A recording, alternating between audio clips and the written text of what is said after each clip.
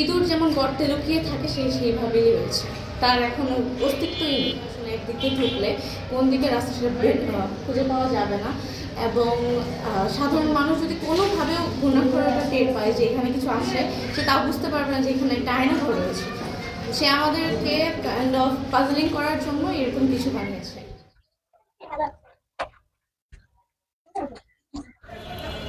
আসসালামু আলাইকুম, ভালো আছেন আপু? এখানে কেন আসছেন? এখানে স্বৈরাচার শেখ হাসিনা ধ্বংসাবশেষ দেখতে এসেছি।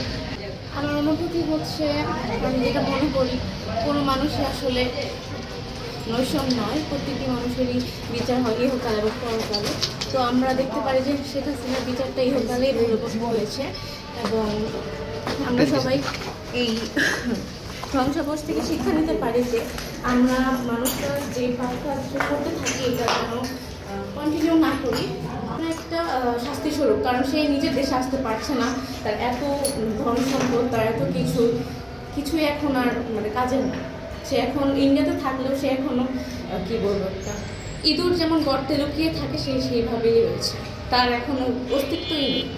যদি দেশে আসে তখন তার আরো বিচার হবে, আর আমি মনে করি সে দেশে আসবে না, সে সেখানেই থাকবে, এবং ইঁদুর যেমন গর্তে লুকিয়ে থাকে সে গর্তেই থেকে যাবে। আয়না ঘর বলে অনেক ফেসবুকে এখন ভাইরাল হয়েছে বা ইউটিউবে আসছে, আপনি তো ওখানে গিয়েছিলেন, আপনার কি মনে হলো? আসলে আমার যেটা মনে হয়েছে, সে একটি প্যাসেজের মতো বানিয়েছে, যে প্যাসেজে আসলে একদিকে ঢুকলে কোন দিকে রাস্তা সেটা খুঁজে পাওয়া যাবে না।